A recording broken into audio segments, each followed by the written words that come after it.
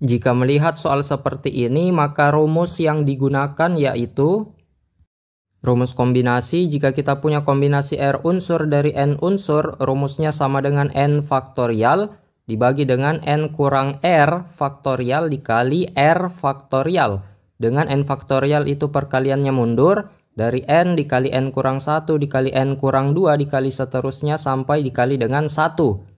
Jadi di soal ini kita akan menggunakan rumus kombinasi ya. Jadi yang pertama diketahui bahwa suatu tim bulu tangkis terdiri atas 5 orang, akan ditentukan 2 orang untuk bermain tunggal dan 2 pasang untuk bermain ganda. Jika peraturan yang dipakai bahwa pemain tunggal boleh bermain ganda sekali, yang ditanyakan adalah banyak pilihan yang bisa dibentuk.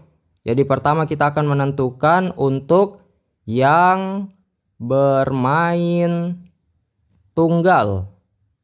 Jadi yang untuk bermain tunggal maka bisa kita tentukan berapa banyak caranya atau pilihannya ada berapa dengan cara menggunakan konsep kombinasi. Di sini kan kita akan mengambil 2 orang ya. Jadi di sini ada 2 orang, kita ambil dari 5 orang yang ada untuk jadi pemain tunggal, maka kita gunakan kombinasi 2 dari 5. Jadi ini bisa digunakan rumus kombinasi dikarenakan kombinasi itu kan tidak memperhatikan urutan ya. Jadi ketika 2 orang yang kita ambil itu misalkan Agus dan Baco, maka bisa ditukar orangnya jadi Baco dan Agus. Itu kan dianggap sama, maka bisa kita gunakan kombinasi.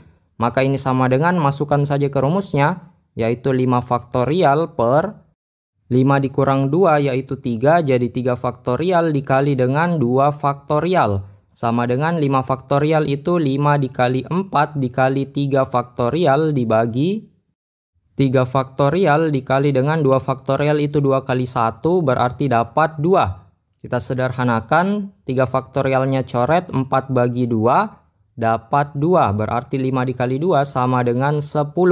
Jadi ada 10 cara. Selanjutnya kita akan menentukan untuk yang bermain ganda. Di sini kan yang bermain ganda ada 2 pasang ya. Nah ini kita akan menggunakan konsep kombinasi.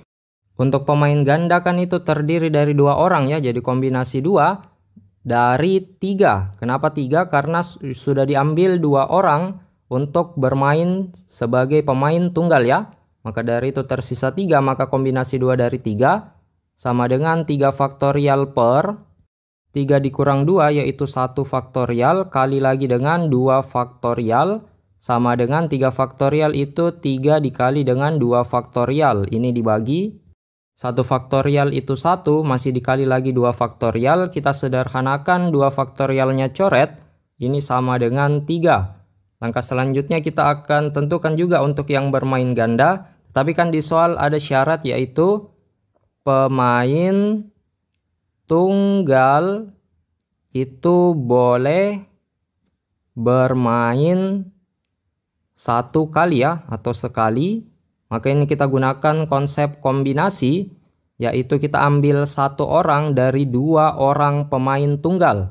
Maka ini masukkan ke rumus kombinasi yaitu sama dengan 2 faktorial per 2 dikurang 1 yaitu 1 faktorial dikali lagi 1 faktorial. Ini sama dengan 2 faktorial itu kan 2 ya. Dibagi dengan 1 ya hasilnya 2. Selanjutnya untuk jawaban akhir di soal ini yaitu total caranya.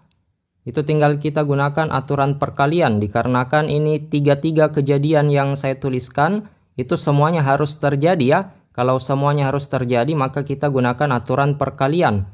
Jadi tinggal kita kalikan saja berapa banyak caranya semua tadi, yaitu 10 dikali 3 dikali dengan 2 dapat sama dengan 60. Jadi ada 60 pilihan yang bisa dibentuk. Jawabannya adalah D. Sampai jumpa pada pertanyaan selanjutnya.